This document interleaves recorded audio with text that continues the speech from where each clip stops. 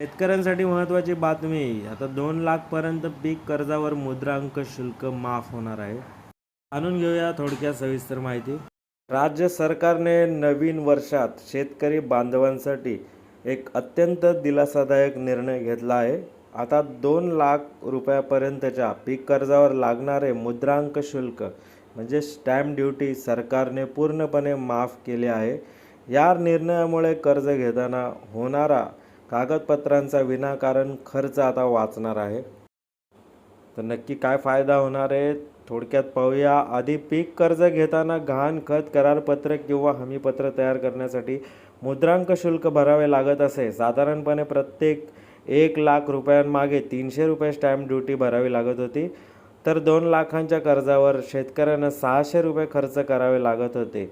1 जानेवारीपासून हा नवीन नियम लागू झाला असून 2,00,000 पर्यंतच्या कर्जासाठी आता 1 रुपयाही स्टॅम्प ड्युटी द्यावी लागणार नाही.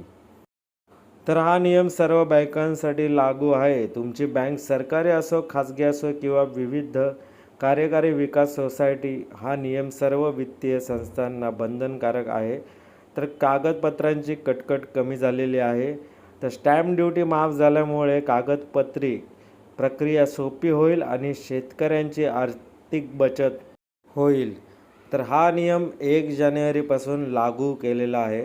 तर मित्रांनो, शेतीविषयक अशा ताज्या घडामोडी, ताज्या बातम्या जाणून घेण्यासाठी आत्ताच आमच्या यूट्यूब चॅनलला सबस्क्राईब करा.